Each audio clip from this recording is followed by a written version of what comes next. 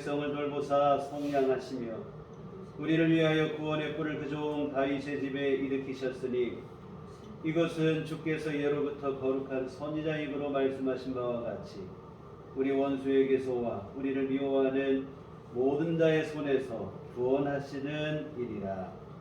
아멘. 다 같이 자리에 나셔서 찬송가 28장 찬송하시겠습니다.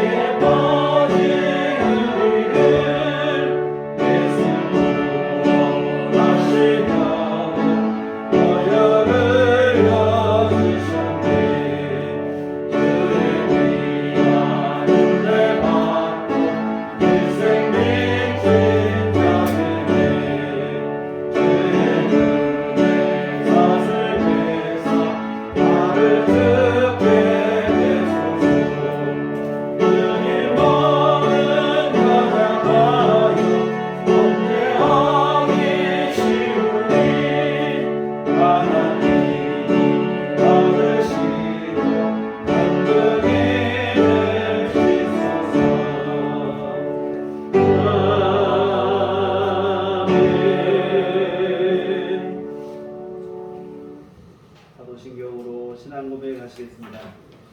전능하사 천지를 만드신 하나님 아버지를 내가 믿사오며 그 외아들 우리 주 예수 그리스도를 믿사오니 이는 성령으로 잉태하사 동정녀 마리아에게 나시고 본디오 빌라도에게 고난을 받으사 십자가에 못 박혀 죽으시고 장사한 지 사흘 만에 죽은 자 가운데서 다시 살아나시며 하늘에 오르사 전능하신 하나님 우편에 앉아 계시다가 저리로서 산 자와 죽은 자를 심판하러 오시리라.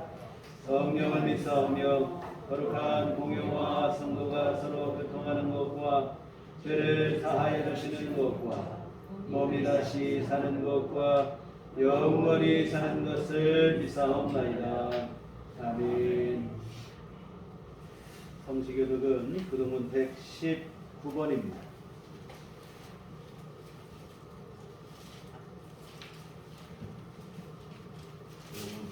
119번.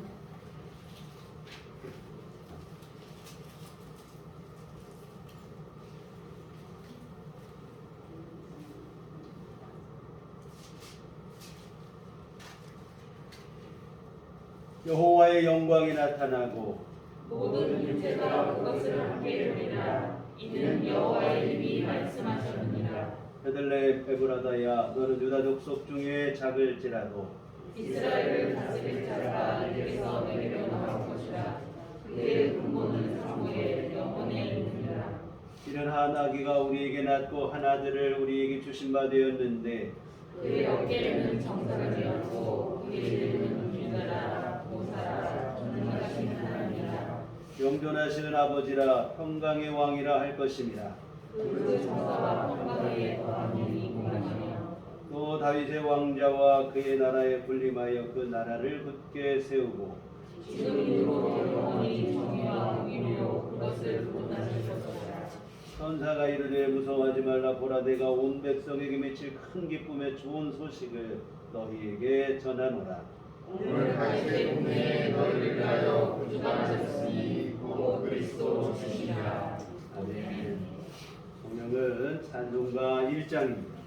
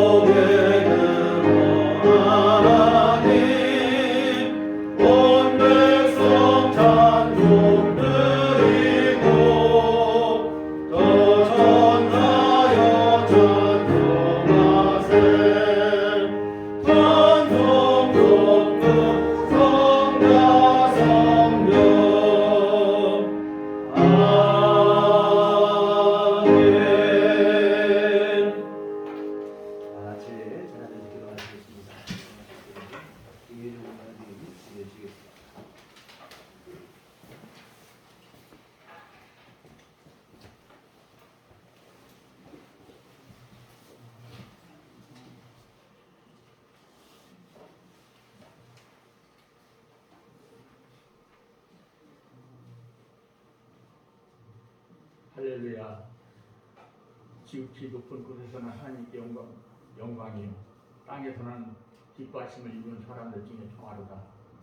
이오 하나님 아버지, 이 성탄절 아침에 예수님의 탄생을 찬송하고 경배하게 하심을 감사드립니다. 우리를 사랑하셔서 우리 인간의 죄를 대속하시고 죄 많은 우리를 구원하시기 위하여 이 땅에 예수님을 보내주신 하나님 아버지께 영광과 찬양과 감사를 드립니다. 십자가 보혈로 우리를 구원하시며 또한 부활하셔서 우리들이 이 세상에서 천국에 대한 소망을 가지고 살아가게 하심을 감사하며 존귀와 찬양을 드립니다.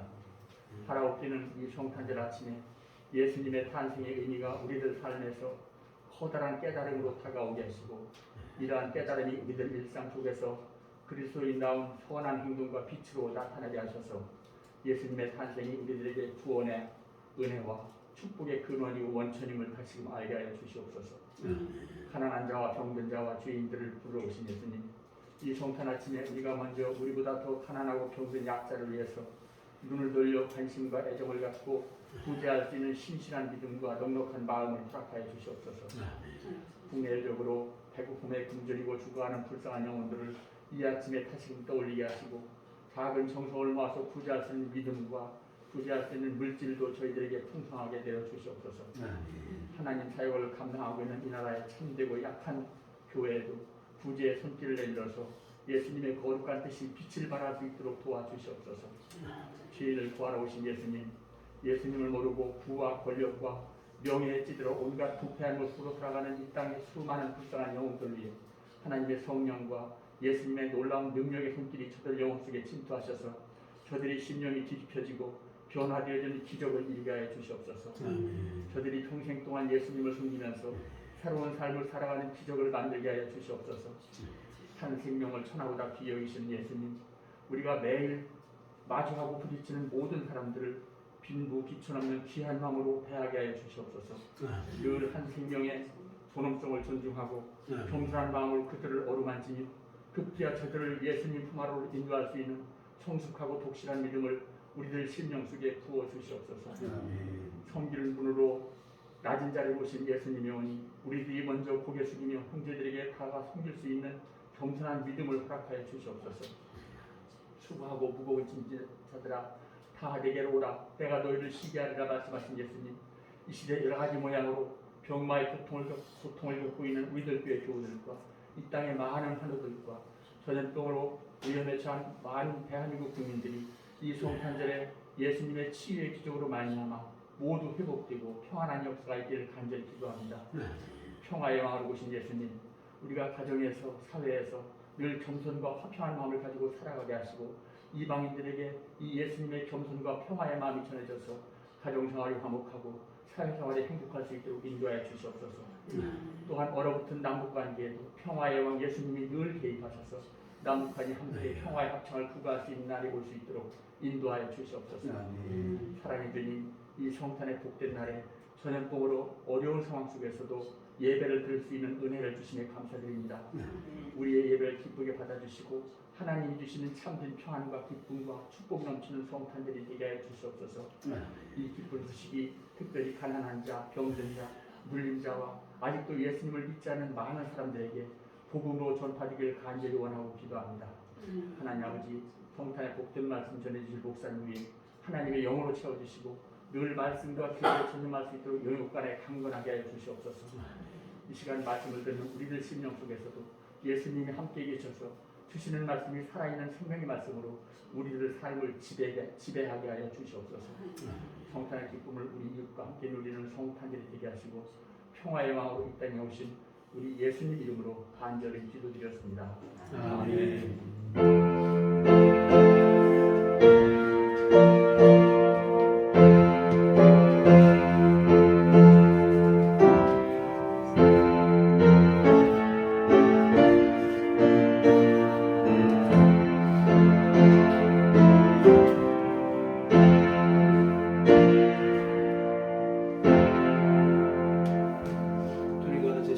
기도하시겠습니다. 하늘에 계신 우리 아버지여, 이름이 거룩히 여김을 받으시오며 나라의 임하옵시며 뜻이 하늘에서 이룬 것 같이 땅에서도 이루어지이다.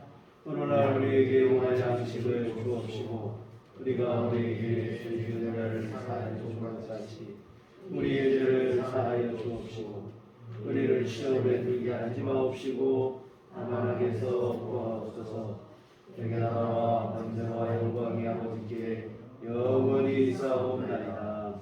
아멘.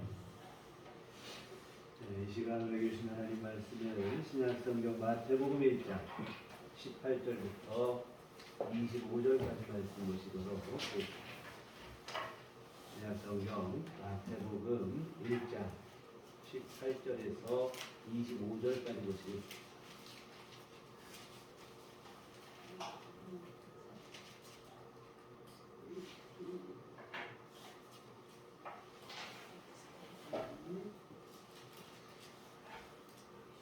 같이 합동하시도록 하겠습니다. 예수 그리스도의 날씨는 이러하니라. 그의 어머니 마리아가 요셉과 약혼하고 동거하기 전에 성령으로 인게 된 것이 나타났더니 그의 남편 요셉은 외로운 사람이라 그를 드러내지 아니하고 가만히 끊고자 하여 이 일을 생각할 때에 주의 사자가 현몽하여 이르되 다윗의 자손 요셉아, 네 아내 마리아 데려오기를 무서워하지 말라.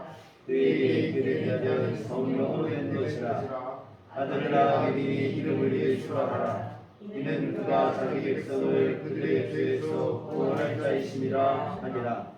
이 모든 일이 된 것은 주께서 선지자로 하신 말씀을 이루려 하심이니 이르시되 보라, 처녀가 잉태하여 아들을 낳을 것이요 그의 이름은 임마누엘이라 하리라 하셨으니 이를 번역한즉 하나님이 우리와 함께 계시다 하니라. 요셉이 잠에서 깨어 일어나 주의 사자의 문대로 행하여 그의 아내를 데려왔으나 아들을 낳기까지 동침하지 아니하더니 나음의 이름을 예수라 하니라. 아멘.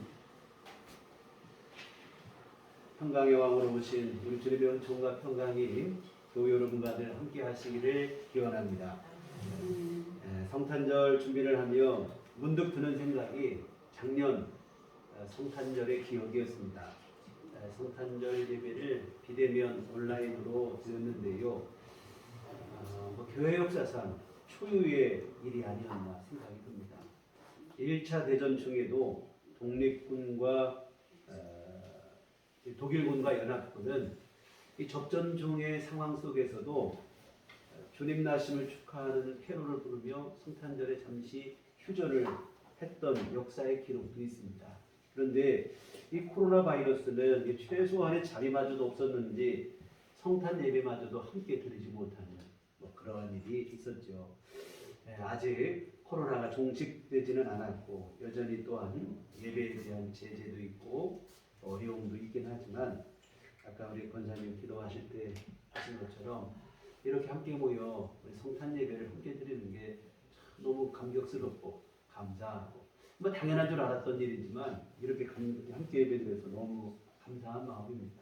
사실 일상으로 회복, 제로하고 거리두기 한다 할 때 다시 또 교회 예배가 또 제한되는 거 아닌가 두려운 마음이 있었어요. 다행히 예배를 드릴 수 있게 돼서 우리가 한 자리에서 함께 모여 주님 나심을 축하하고 감사하고 함께 드리게 되니 참 이거 감사한 일이 아닐까 생각이 듭니다. 하여튼 이 자리에 함께한 교회 여러분 모두에게 우리 주님의 은총이 함께 하시기를, 또한 이 시간 귀한 은혜의 말씀을 받는, 은혜를 받는 소중한 시간이 되기를 소망합니다. 그럼 본문을 한번 들어가 보겠습니다. 우리 몇 주 전부터 계속 우리 성탄에 관련해서 말씀을 나눴습니다. 똑같은 얘기가 또 반복이 될 수 있는데요. 결혼하기 전에 마리아와 요셉이 약혼을 했습니다. 대개 1년 전에 미리 약혼을 하는데 지난주에도 말씀을 드리고 그 전에도 말씀을 드렸던 것처럼 이스라엘의 약혼은 구속력이 결혼과 똑같아요. 쉽게 음행한 연고 외에는 파혼할 수도 없고, 또 약혼하고 신랑이 죽으면 신부는 평생을 수절을 해야 되는 그런 정도였습니다. 그래서 한 집에 함께 살지만 않을 뿐이지 결혼과 똑같은 구속력을 가지고 있습니다. 이와 같은 마리아와 요셉이 이렇게 약혼을 한 사이인데, 근데 오늘 갑자기 요셉에게 청천벽력 같은 소식이 들려와요. 뭐냐면 약혼하고 결혼을 약속한 이 마리아가 임신을 했다는 소식입니다. 이제 결혼해서 함께 오순도순 행복하게 살아갈 날만 기다리고 있는데 날벼락 같은 소식이죠. 하늘이 무너지는 것 같은 그 심정입니다. 이 처녀가 임신을 했으니 이것은 다른 거 없어요. 음행을 저지른 것밖에는 도저히 설명이 되지 않는 상황입니다. 그리고 이런 경우라면 율법에 정한 대로 신명기에서는 약혼한 여자가 간음을 하게 되면 성읍의 문으로 끌어내어 사람들이 보는 데서 돌로 쳐 죽이라, 이렇게 되어 있습니다. 율법대로 한다면 마리아는 이제 돌에 맞아 죽을 일밖에 없죠. 그런데 요셉은 참 이분이 점잖은 분이고 또한 인격적으로 성숙한 사람이에요.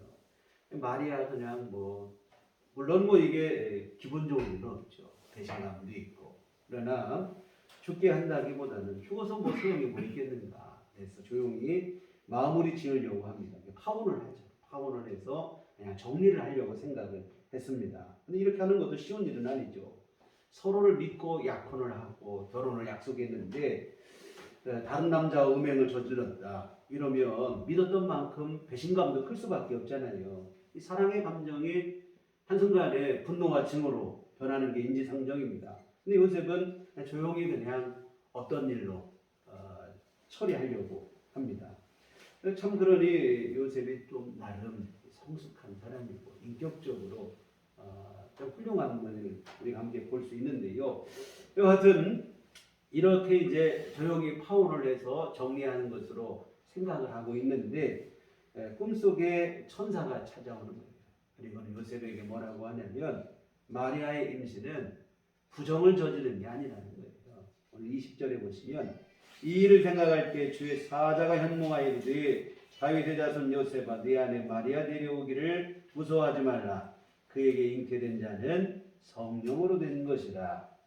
성령으로 잉태되었다. 그러니 마리아 데려와 혼인하는 것을 두려워하지 말고 마리아와 안심하고 결혼하라. 참 요셉이 훌륭한 분인 게 뭐냐면 마리아와의 일을 조용히 해결하려고 했던 것도 그렇고 또한 천사의 말을 듣고 참 수용하기 어려운 말인데 그 말을 수용하는 것을 볼 때도 그렇고 참 훌륭한 믿음이에요. 여러분 우리 지난 시간에도 말씀드렸지만 성령으로 잉태되었다. 이해가 됩니까?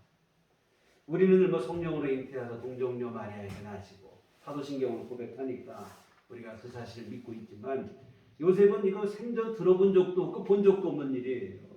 성령으로 잉태되었다. 이게 쉽게 납득이 되지 않죠. 그런데 요셉이 천사의 말을 듣고 그대로 믿고 받아들이는 거죠. 우리 지난 시간에 보셨던 마리아도 그렇죠. 마리아도 참 훌륭한 믿음이죠. 남자를 알지 못하고 이제 약혼을 했고 결혼을 앞두고 있는데 성령으로 잉태되어 임신을 하게 될 것이다. 아무리 뭐 성령으로 잉태된다는 것이 이해를 했다 할지라도 받아들이기 무서운 일이라 이 말입니다. 자칫 뭐 죽을 수도 있는 일이고 결혼을 깨질 수도 있는 일이고 그런데 이 마리아가 그 말씀대로 내게 이루어질 것이다 하고 믿음으로 수용을 하는 거예요. 요셉도 그렇고 마리아도 그렇고 참 훌륭한 믿음의 소유자들입니다. 그리고 여러분 이런 믿음의 사람들을 통해서 하나님의 구원의 역사가 이 땅에 이루어진다 이 말입니다. 물론 가장 중요한 것은 우리 주님의 십자가 가장 고귀한 희생이고 사랑이지만 이런 구원의 은총이 이루어지고 또한 이 구원의 은혜가 전파되어지고 하는 모든 일에는 믿음의 사람들의 헌신과 또한 수고도 필수라 이 말이에요. 이와 같은 천사는 요셉에게 마리아가 성령으로 잉태되었으며 아들을 낳을 것이라. 그리고 마리아가 낳은 아들은 구세주라 이렇게 말씀합니다. 그간 그렇게도 기다리고 대망하던 메시아가 바로 마리아의 태중에 있는 아이라 하는 사실을 전해줍니다. 그리고 앞으로 되어질 일에 대해서 요셉에게 자세하게 설명을 해주는데 그 내용이 바로 21절부터 24절까지 말씀입니다. 이 말씀을 통해서 오늘은 예수님의 탄생, 즉 성탄의 진정한 의미가 무엇인지 함께 생각을 해보려고 합니다. 성탄의 진정한 의미, 첫째는 하나님의 우리와 함께 하시기 위해서 이 땅에 오신 것이 성탄절의 중요한 의미입니다. 23절에 보면 보라 처녀가 잉태하여 아들을 낳을 것이요 그의 이름은 임마누엘이라 하니라 하셨으니 이를 번역한즉 하나님이 우리와 함께 계시다 합니다. 임마누엘 예수님의 또 다른 이름인데 하나님이 우리와 함께 계시다 이런 뜻입니다. 결국 예수님의 탄생은 하나님이 우리와 함께 하시기 위해서 이 땅에 찾아오신 것이라 이런 뜻이 됩니다. 육신을 입고 사람의 몸으로 이 땅에 찾아오신 것. 하나님께서는 우리와 함께 하시기를 기뻐하십니다. 그래서 구약에서는 하나님께서 직접 말씀하시기도 하고 또 선지자들을 통해서 말씀하시기도 하시고 그리고는 성탄을 통해서 직접 우리 가운데 찾아오시고 지금은 성령으로 우리 안에 역사하시며 우리와 함께 하시고 참 하나님은 언제나 우리와 함께 하시기를 원하시고 기뻐하십니다. 사랑하는 여러분, 하나님이 여러분과 함께 하심을 믿으시길 바랍니다. 세상 끝날까지 함께 하시겠다고 하시는 약속은 반드시 지켜질 것이고 여러분의 생애 속에 언제나 함께 할 줄 믿습니다. 그래서 이 영광스럽고 감사한 이 귀한 말씀 마음에 새기고 정말 주님과 함께하는 그 동행하는 그런 믿음의 삶을 날마다 하루하루 우리가 살아갈 수 있었으면 좋겠습니다. 근데 안타까운 것은 뭐냐면 많은 이들이 하나님께서 우리와 함께 하신다는 사실을 부담스럽게 생각하는 거예요. 하나님께서 우리에게 은혜를 베푸시고 때를 따라 도와주시고 자비를 내려주시는 것은 좋은데 늘 함께 하시는 것은 참 이거 불편하다, 부담스럽다 이런 입장이에요. 그런데 여러분 이것은 어리석은 생각이에요. 우리와 함께 하시기 위한 주님의 희생을 모르기 때문에 또한 주님이 우리와 함께 하시면서 우리에게 부어지는 은총을 모르기 때문에 이렇게 되어지는데요. 여러분 하나님께서 사람이 되시고 우리와 함께 하시고 우리 가운데 오시는 것은 이것은 여러분 부담스러워할 일이 아니에요. 사실은 부담스럽다면 누가 부담스럽냐? 예수님이 부담스러운 일이죠. 하나님이 사람처럼 되고 우리 가운데 함께 하시리라. 요즘 뭐 이게 애완견 많이 키우잖아요. 개 뭐 함께 키우고 뭐 한 집에 함께 살아요. 그런데 개가 요즘은 개들이 강아지들이 자기가 사람이라고 착각을 하는 거죠. 집안에 있는 사람들의 순위를 보고서는 이 사람한테는 잘해야 되고 또 무시당하는 사람은 자기도 무시하는 거예요. 집에서 제일 무시당하는 사람이 누군가 봤더니 남편들이더래 보니까 강아지도 무시하는 거예요. 가장. 그래서 뭐냐면 강아지들이 자기가 사람인 줄 착각을 하는데요. 이와 같은 집에서 강아지를 그렇게 소중히 여기고 그렇게 키운다 이 말이에요. 그러나 여러분 아무리 강아지를 소중히 여기고 해도 사람이 강아지처럼 되지는 않아요. 함께 하겠다고 사람이 강아지가 되고 더군다나 강아지를 위해서 자기 목숨을 내놓는 일은 더더욱 못한다 이 말입니다. 근데 하나님은 사람이 되시는 것, 하나님이 사람이 되는 것은 사람이 강아지가 되는 것보다 더 큰 희생이다 이 말입니다. 뿐만 아니라 주님은 십자가의 생명까지 내놓으시고 우리를 구원하시고 건져주신 줄 믿습니다. 이처럼 주님이 함께 하시면 부담스러운 일이 아니라 엄청난 희생을 통해서 우리에게 베푸신 은총인 줄 믿습니다. 그래서 여러분 감사하게 여기시고 또한 특별히 우리가 날마다 힘들고 어려울 때 그냥 뭐 나는 혼자밖에 없다, 아무도 없다 이 생각 많이 하는데요. 아니에요.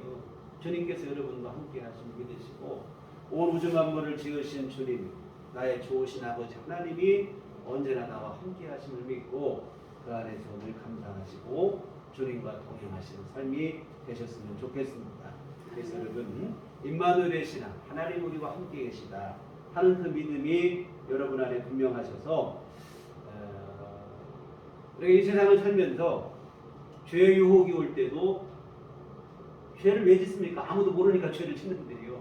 하나님이 함께 하심을 믿고 죄의 유혹도 이겨내시고 고난과 어려움 속에서도 무너질 때 왜 무너지느냐? 나 혼자라고 생각하니까 무너져요. 근데 여러분 그때에도 주님의 함께 하심으로 고난과 시련을 이겨내실 수 있었으면 좋겠습니다. 그래서 언제나 주님과 동행하셔서 당당하고 담대했으면 좋겠습니다. 그리고 또 하나 우리가 기억할 게 뭐냐면 주님께서 우리와 함께 하시기 위해서 방금 말씀드린 것처럼 낮아지시고 섬기신 것을 기억했으면 좋겠습니다. 그리고 우리도 낮고 어둡고 소외된 곳을 찾아 섬기는 마음이 되셨으면 좋겠습니다. 높은 곳을 열망하고 낮은 곳을 멸시하는 것은 신앙인의 정신이 아닙니다. 예수 그리스도의 십자가 은혜로 구속받은 성도들은 사람을 뭐 가리고 차별하고 멸시하고 이러면 안 돼요. 우리 주님과 같은 마음으로 모든 일을 섬기는 마음이 되시고 모든 사람을 존중하고 소중히 여길 줄 아는 마음을 가지셔야 됩니다. 여러 차례 들었던 얘기인데요. 주일 아침 미국의 한 백인 교회 앞에 흑인 여성 하나가 울고 있었다는 거예요. 이유는 흑인이라는 이유로 백인 예배당의 입장을 거부당하는 거예요. 흑인이 감히 어떻게 백인 예배당에 들어오느냐. 사실은 자신이 다니던 교회가 있었으나 예배 시간이 늦어서 가까운 백인 교회에 갔는데 이런 무시를 당했다 이 말입니다. 너무 서글프고 하염없이 예배당 앞에 울고 있는데 누군가 어깨를 감싸는 고개를 돌려보니까 예수님이 서 계시는 거예요. 예수님이 하시는 말씀이 너무 슬퍼하지 말라, 서글퍼하지 말고 속상해하지 말라 하시면서 하시는 말씀이 사실은 이 예배당에 예수님도 한 번도 들어가 본 적이 없다 이런 얘기를 하시더라고요. 무슨 얘기겠습니까? 사람을 차별하는 것은 주님이 함께 하시지 않는 줄 믿습니다. 낮아지고 숨길 때 주님이 함께 하시고 지극히 작은 자 하나에게 한 것이 곧 주님께 한 것이라는 말씀 우리가 잊지 않으셨으면 좋겠습니다. 여러분 주님의 함께 하심을 믿고 늘 감사하시고 주님께서 함께 하신다는 사실로 당당하고 담대하셨으면 좋겠습니다. 그리고 우리 주님이 우리와 함께 하시기 위해서 낮아지고 섬기신 것을 본받아 우리 또한 낮고 소외되고 어두운 곳에 주님의 사랑을 실천할 수 있었으면 좋겠습니다. 이게 바로 성탄의 정신입니다. 두 번째로 성탄의 정신은 우리를 죄에서 구원하시기 위해서 예수님이 이 땅에 오신 것 이것인데 21절 한번 보시겠습니다. 아들을 낳으리니 이름을 예수라 하라. 이는 그가 자기 백성을 그들의 죄에서 구원할 자이심이라 하니라. 예수라는 말은 헬라어인의 히브리어로 하면 여호수아 뭐 예수와 이렇게 돼요. 여호와는 구원이시다 이런 뜻인데요. 결국 예수라는 이름 속에 구원이라는 뜻이 내포되어 있는데 예수님이 이 땅에 오신 가장 큰 목적은 바로 우리를 죄에서 구원하시기 위함입니다. 단지 그냥 낮고 소외되고 어려운 사람 함께 해주시기만 한 게 아니라 그 사람들을 구원하시기 위해서 이 땅에 오신 줄 믿습니다. 그런데 여러분 이 구원이라는 것은 다름 아닌 십자가의 죽음을 의미합니다. 우리의 죄를 대신해 값을 치르셔야 돼요. 구원하다, 구속하다, 승량하다. 이 말은 다 뭐냐면 이 노예제도와 상당한 밀접한 관련이 있어요. 노예는 영원히 한 번 노예로 태어나면 노예일 수밖에 없고 자자손손 그냥 이 신분이 대물림되는 거예요. 스스로 자유인이 될 수가 없어요. 자유인이 될 수 있는 한 가지 방법이 있는데 바로 뭐냐면 누군가가 그 사람을 몸값, 노예 몸값을 대신 지불해서 그를 사는 거예요. 사가지고는 그 사람을 자유인이 되도록 풀어줄 때 이때 외에는 스스로는 자기가 노예의 신분을 얻을 수가 없다 이 말입니다. 이처럼 누군가 몸값을 지불하고 그 사람을 사서 자유인으로 풀어줄 때 이때 쓰이는 말이 뭐냐면 뭐 대속하다, 부속하다, 속량하다 뭐 이런 뜻이 바로 그거예요. 이게 바로 예수님이 하신 일입니다.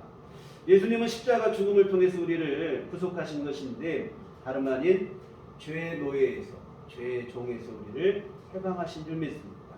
결국 우리를 죄의 종에서 우리를 해방시키시려면 죄값을 대신 지불하셔야 된다 이 말입니다. 우리가 받아야 될 죄의 형벌을 예수님이 대신 감당하시는데 죄값은 다른 게 아니라 죄의 값은 사망이라고 성경이 말씀하고 있으니 결국 우리를 위해 주님이 대신 죽으셔야 된다 이 뜻이 되는데 사랑하는 여러분, 예수님은 이 땅에 오실 때 다른 것을 위해 오신 게 아니고 우리 죄를 대신 해결하시기 위해서, 다시 말하면 십자가 죽음을 위해서 이 땅에 찾아오셨다 이 말입니다. 참 이게 한번 사람이 태어나고 죽는 것은 당연한 일이긴 하지만 죽을 것을 목적으로 태어나는 사람이 세상에 누가 있겠습니까? 우리 주님은 우리의 죄를 대신해 십자가에 돌아가시기 위해서 이 땅에 태어나셨습니다. 우리에게는 더없이 감사한 일이지만 우리 주님께는 결코 쉬운 일이 아니죠. 그래서 여러분 성탄절을 우리가 그냥 아무 생각 없이 지내서는 안 되는 이유가 바로 여기에 있습니다. 태어난 모든 사람은 죽게 마련이지만 죽기 위해 태어난 사람은 없는데 주님은 죽는 게 사명으로 이 땅에 태어나시고 십자가에 죽으시기 이 땅에 오시고 이게 바로 성탄절의 의미이고 우리가 이 의미를 생각하며 진심으로 감사한 마음으로 살았으면 좋겠습니다. 그래서 주님의 자기 희생을 통하여 우리에게 십자가 희생을 통하여 우리를 죄에서 구원하시는 사랑을 베풀어 주셨음을 그 용서를 베풀어 주셨음을 기억하며 감사했으면 좋겠고요. 그리고 이 감사한 마음으로 우리 또한 예수님이 십자가 희생을 통하여 우리에게 사랑과 용서를 베푸신 것처럼 우리도 사랑과 용서를 실천할 수 있었으면 좋겠습니다. 예수님 말씀하시기를 내가 너희를 사랑한 것 같이 너희도 서로 사랑하라. 너희가 서로 사랑하면 또한 이로써 너희가 내 제자인 것을 알 것이다. 이런 말씀들을 주님이 우리에게 하셨습니다. 여러분 우리가 예수님의 귀하신 성탄의 은총 그 귀한 사랑을 여러분의 마음으로 진심으로 감사하고 깨달았다면 우리가 해야 될 일은 뭐냐면 이제 우리 감사한 것으로 그칠 게 아니고 감사한 그 마음을 갖고 우리도 다른 이를 용서하고 사랑할 수 있는 마음을 가지셔야 되는데요. 여러분 혹시 지금 이 성탄절 예배 우리가 이 예배에 나와 있는 이 순간까지도 혹시 여러분 마음속에 앙금으로 남는 사람이 있지는 않는가 돌아봤으면 좋겠습니다. 도무지 내가 아무리 노력해도 용서가 안 되는 사람이 혹시는 있지는 않은가 우리 마음속 깊은 것을 들여다봤으면 좋겠습니다. 그리고 혹여라도 우리 안에 미움과 분노와 증오의 마음이 있거든 주님의 십자가 앞에 이 땅에 평강의 왕으로 찾아오신 우리 주님 앞에 내려놓았으면 좋겠습니다. 우리를 용서하시기 위해 친히 이 땅에 찾아오신 주님을 생각하시며 오늘 우리도 우리 안에 있는 사실 내 성질과 내 고집 이거 좀 내려놓고 정말 우리도 주님처럼 용서할 수 있는 사랑할 수 있는 그러한 마음을 품었으면 좋겠습니다. 그래서 여러분 성탄절을 맞이해서 교회와 성도들이 정말로 회복해야 될 것은 바로 뭐냐면 사랑과 용서입니다. 예수님께서 이 땅에 친히 오시고 십자가 죽기까지 하시면서 베풀어 주신 사랑과 용서의 정신을 우리 마음속 깊이 새겼으면 좋겠습니다.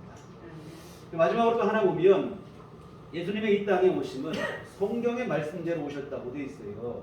22절, 23절 말씀인데 22절만 보시면 이 모든 일이 된 것은 주께서 선지자로 하신 말씀을 이루려 하심이니 이렇게 되어 있어요.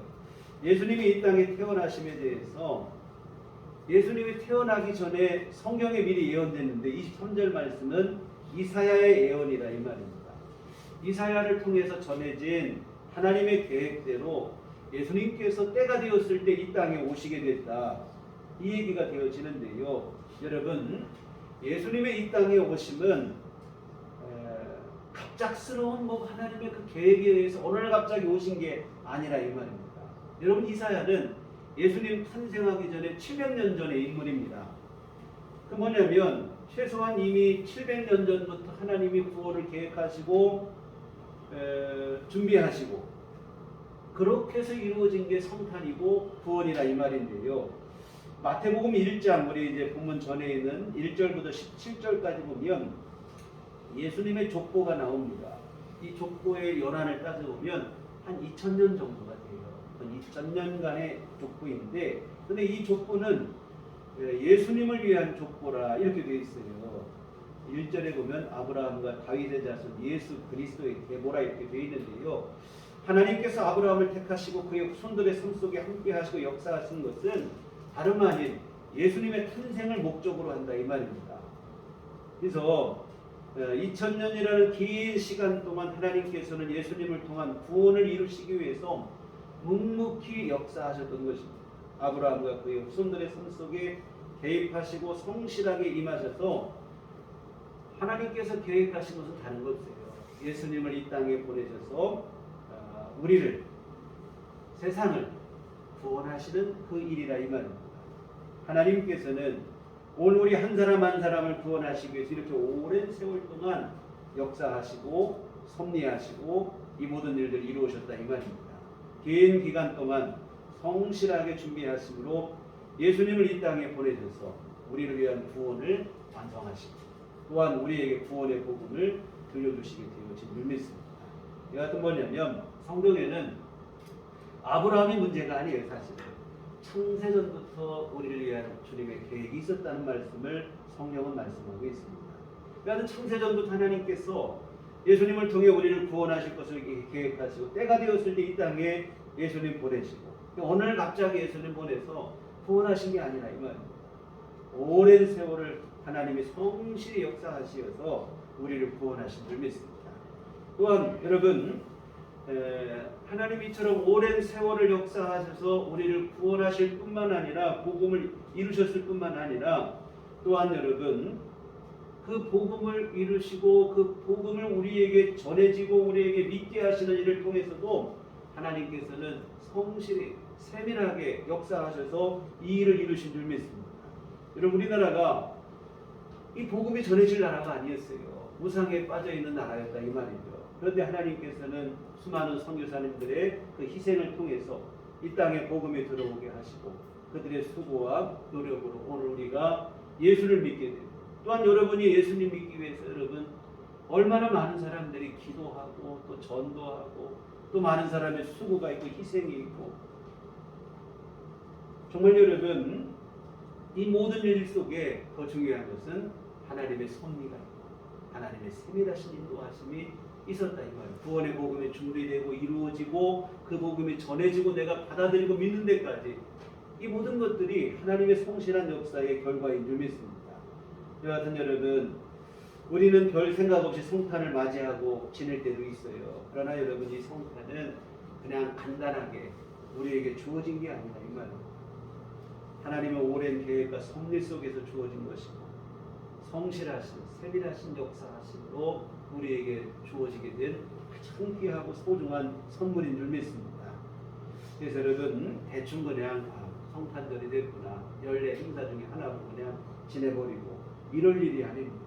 하나님의 그 크신 사랑하심 그 은혜 여러분 이게 뭐 한순간 사랑은 뭐 할 수 있어요. 그런데 그 오랜 세월을 긴 세월을 역사 속에 함께 하시고 사랑하신다는 게 이게 얼마나 귀한 은혜인지 모릅니다. 그 은혜를 기억하시며 진심으로 감사하는 마음이 됐으면 좋겠고요.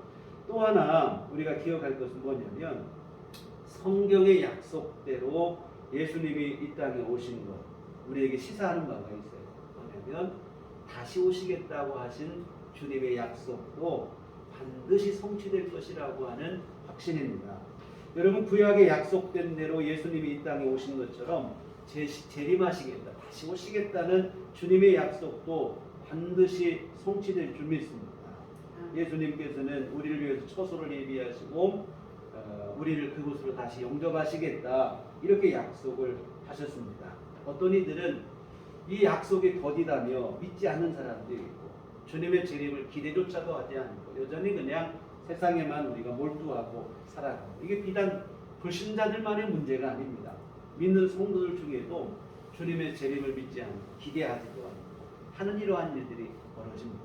그런데 여러분 이것은 예수님 탄생하실 때도 똑같았어요. 보면 사람들이 메시아의 탄생에 대해서 메시아를 대망한다 하면서도 이게 메시아를 보내주시겠다는 약속을 제대로 믿지를 못합니다.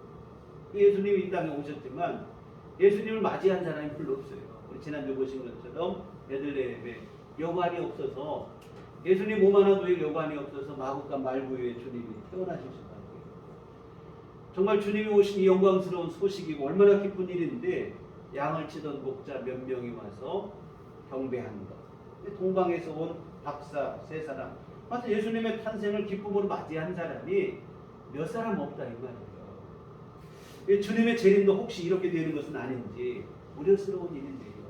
사랑하는 성도 여러분, 우리 주님 반드시 다시 오시고 우리를 천국으로 영접하시기 위해서 다시 오실 것을 우리도 확신하고 우리 주님을 기다리는 마음으로 오늘의 삶을 살았으면 좋겠습니다.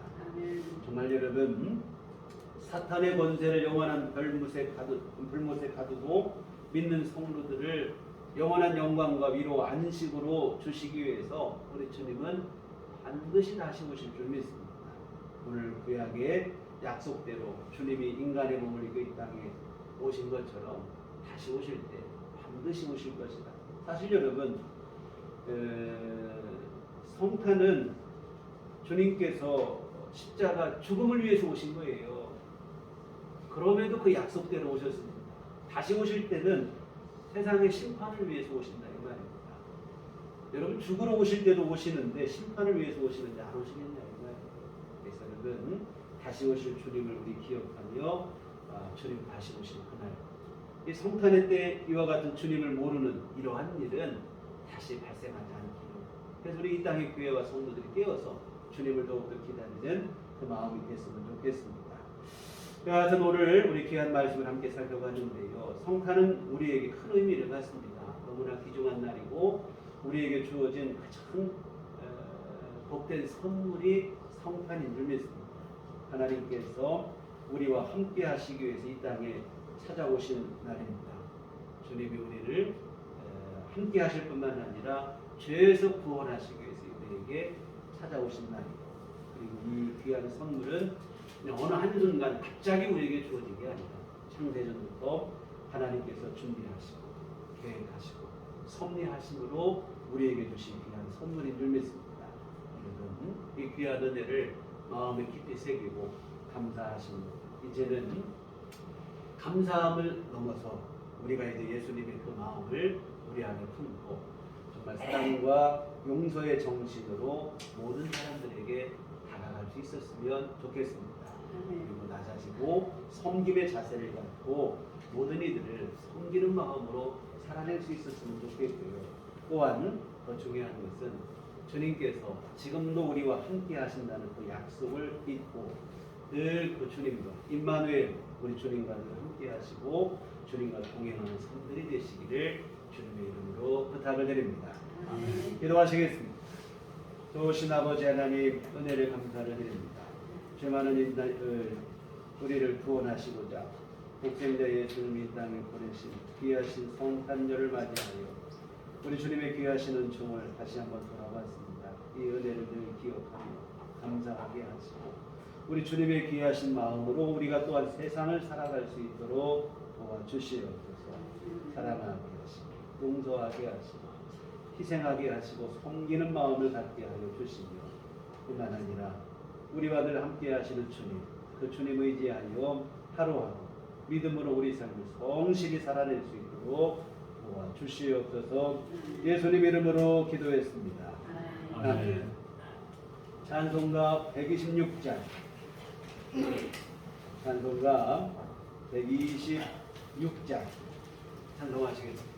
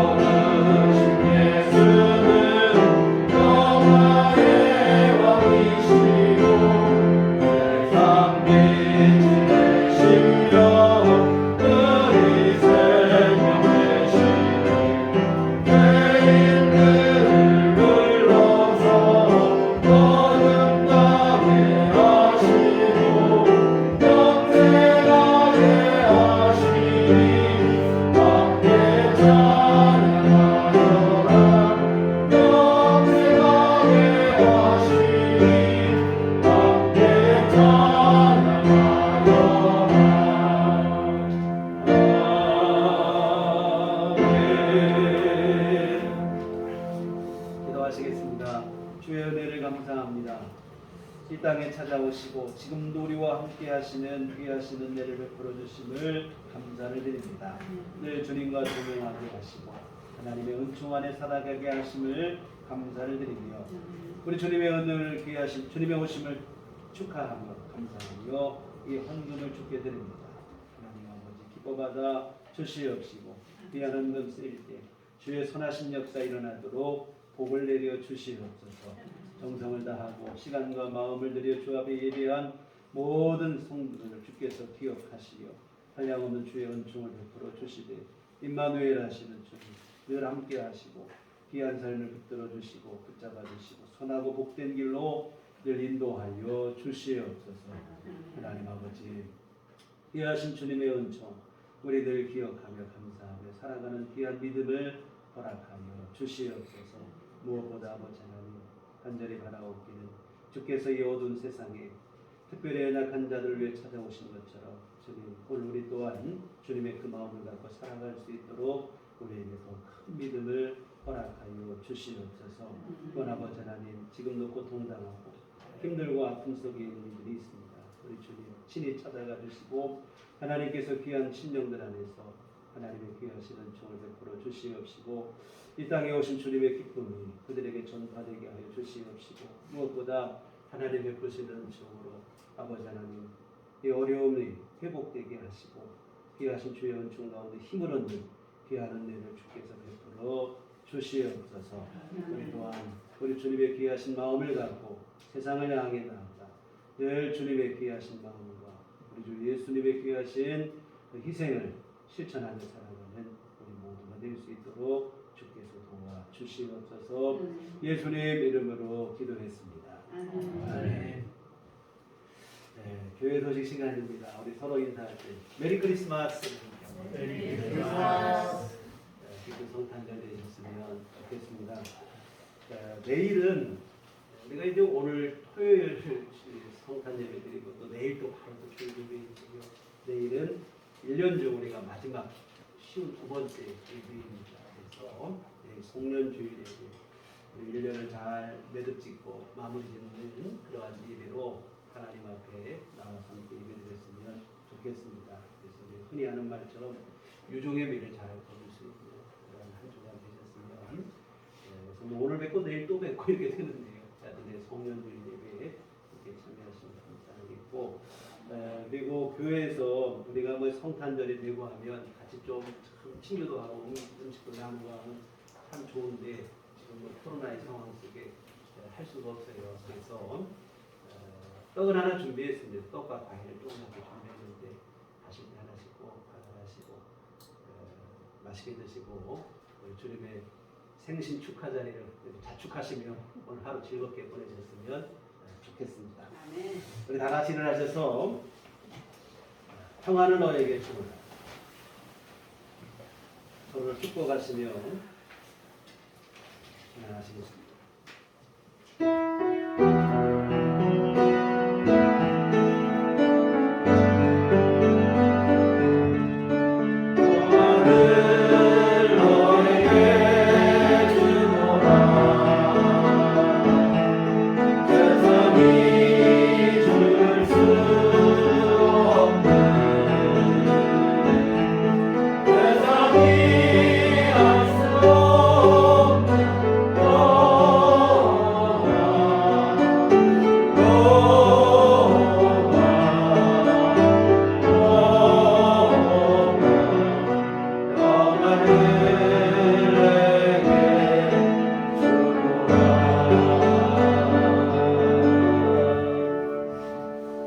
오직 성령이 너희에게 임하시며 너희가 권능을 받고 예루살렘과 후주대와 사마리아와 땅끝까지 이르러 내 증인이 되리라.